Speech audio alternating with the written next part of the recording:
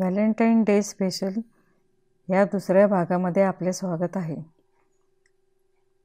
आता आपण राशीनुसार भावी जोडीदार कुठे मिळेल किंवा कुठे भेट होईल ते आपण पाहणार आहोत. त्यातील पहिले सूत्र म्हणजे सप्तमेश कोठे आहे ते पाहून त्याच्या समोरील भावात कोणती रास आहे व त्या राशीनुसार जोडीदाराची पहिली भेट होते. उदाहरणार्थ मेष लग्न आहे व शुक्र सप्तमेश आहे, तो 10व्या भावामध्ये आहे, तर त्याची दृष्टी 4थ्या भावावर येते. तेथे कर्क रास आहे. कर्केच्या कारकत्वामध्ये घर, गाडी, पाण्याचे तळे, स्टुडिओ, संगीताचे कार्यक्रम, चित्रकला, प्रदर्शन हे आहे. तर अशा ठिकाणी तुम्हाला तुमची व्हॅलेंटाईन भेटू शकते. दुसरे उदाहरण म्हणजे मिथुन लग्नाचे घेऊ. मिथुन लग्नातला सप्तमेश गुरु आहे व सप्तमामध्ये धनुरास आहे. गुरु हा सप्तमेश झाला आहे, तो कोणत्या भावात कोणत्या राशीत आहे ते पाहू. असे समजून गुरु लाभ भावात आहे व त्याची दृष्टी पंचम स्थानावर येते. पंचमामध्ये तुळ रास आहे. तुळेच्या कारकत्वामध्ये काय येते ते पाहू. तुळ म्हणजे तराजू.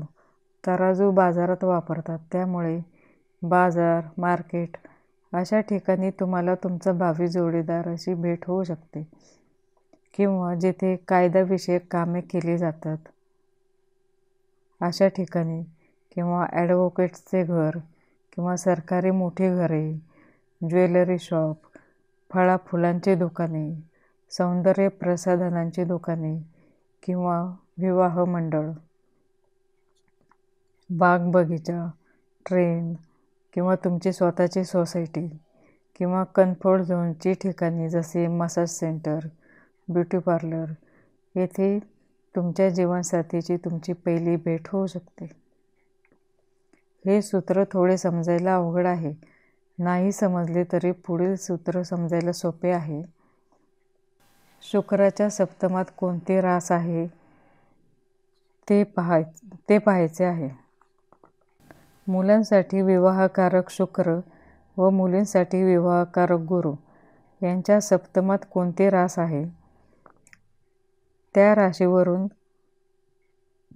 जोडीदार कुठे भेटेल हे आपण पाहू शकतो. गुरुच्या किंवा शुक्राच्या सप्तमामध्ये मेष रास असेल तर मैदानी खेळ किंवा ॲडव्हेंचर गेम या ठिकाणी जोडीदाराची पहिली भेट होऊ शकते.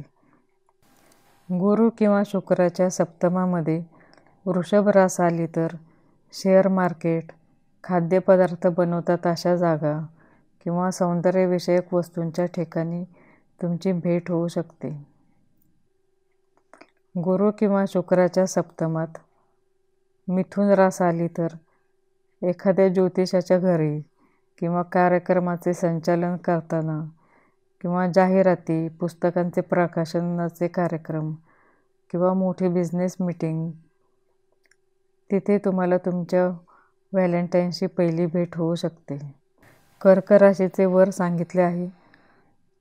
सिंह रास असता ही रास राजेशाही थाटाची आहे, त्यामुळे रॉयल प्लेस म्हणजे मोठ्या जागा किंवा सरकारी मोठी ऑफिसेस, थिएटर, सोन्याचे शॉप येथे तुम्हाला तुमचा भावी जोडीदार भेटू शकतो. कन्या रास शुक्राच्या किंवा गुरुच्या सप्तमामध्ये असता जिथे जास्त मुली काम करतात अशा ठिकाणी तुम्हाला तुमची व्हॅलेंटाईन भेटू शकते.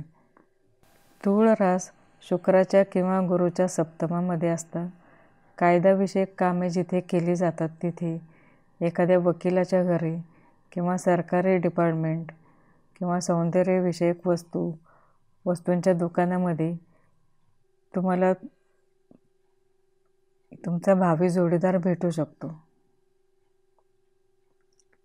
वृश्चिक रास असता मेडिकल, सलून, खेळाचे मैदान किंवा यंत्रविषयक कामाच्या ठिकाणी तुम्हाला तुमचा जोडीदार भेटू शकतो. धनुरास असता शैक्षणिक संस्था, मंदिर, संस्कार केंद्रे, धार्मिक स्थळ, प्रकाशनविषयक कामाच्या ठिकाणी तुम्हाला तुमचा जोडीदार भेटू शकतो. शुक्राच्या किंवा गुरूच्या सप्तमामध्ये कुंभ रास असता.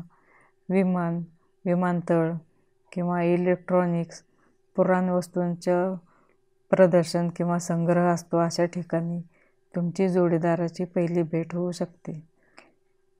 मकर रास असता. हॉस्पिटल किंवा रिपेअरिंगचे काम केले जाते किंवा समाजोपयोगी कामे केली जातात अशा ठिकाणी भेट होईल. मीन रास असता. समुद्रकिनारी किंवा मोठा पाणीसाठा आहे तिथे किंवा देऊळ, धार्मिक ठिकाणी, शिक्षण संस्था, ध्यानधारणा केंद्र, दवाखाना, मोठी आंतरराष्ट्रीय संस्था अशा ठिकाणी तुम्हाला तुमचा भावी जोडीदार भेटू शकतो. म्हणजे या भागामध्ये आपण 2 सूत्रांचा अभ्यास केलेला आहे. पहिले म्हणजे सप्तमेश ज्या भावात आहे त्या भावासमोरील रास बघावी, त्यानुसार भावी जोडीदाराची भेट होते. व दुसरे सूत्र म्हणजे गुरु किंवा शुक्रापासून कोणते रास आहे त्यानुसार भेट होते. आता पुढील भागामध्ये गुरु व शुक्र कोणत्या स्थानामध्ये आहेत त्या स्थानानुसार कुठे भेट होईल ते आपण पाहणार आहोत.